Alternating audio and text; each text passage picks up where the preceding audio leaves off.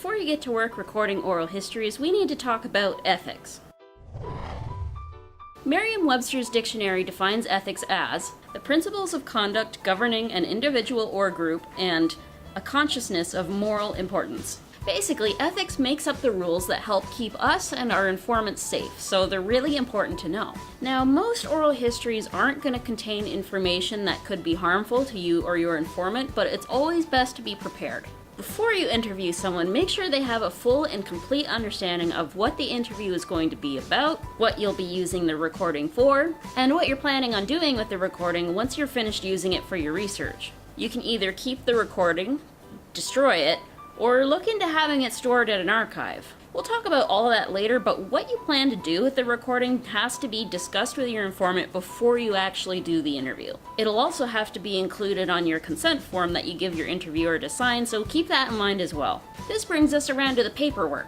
Now, if you're doing field work for a school project, your teacher will probably provide you with the consent forms that you're going to need. Otherwise, you can check your local university's ethics department or your local archive's website for forms that you can use, either as they are or as a template for making your own. Your consent form should outline in writing the following things: who you are interviewing, what you are studying, what you're planning to use the interview recording for, and whether you'll be keeping, destroying, or donating the recording once you're finished with it, and if you choose to donate, where you'll be sending it. In some cases, having your informant give their consent to be interviewed verbally on your audio recording is just fine, but it's always good to have a signed consent form handy just in case written proof of their consent is needed for some reason. In addition to getting the written consent of your informant, it's also important for them to know that they have options for preserving their privacy. They do not have to give their real name or any other personal information if they don't want to. You can use a fake name instead. Also, if there is anything that gets discussed during your interview that they decide they want cut out of the recording, then you must do so.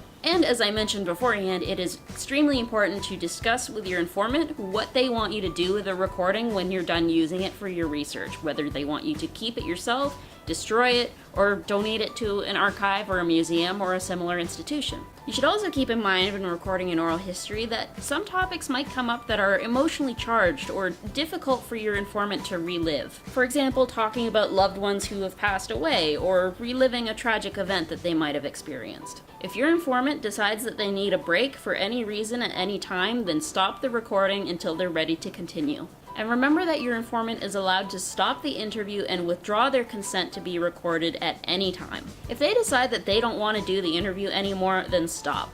Don't pester them to keep going or to talk about things that they don't want to talk about. And finally, treat your informant with utmost respect. They're taking a lot of time out of their day to talk to you and help you with your fieldwork. Always offer to give them a copy of the recording, or if you're going to donate it to an archive, make sure they know exactly where they can find it. Make sure to thank them for their help and try to send a thank you note on to them later as well if you can. And there you have it. Now that you know about the ethical standards you need to stick to when you're doing fieldwork, you're just about ready to get out there and start recording. Special thanks go to the Labrador Institute and the Labrador Heritage Society for sponsoring this video, and I will see you all in the next video where I will give you some suggestions for what exactly to do with all these recordings I'm sure you'll be taking.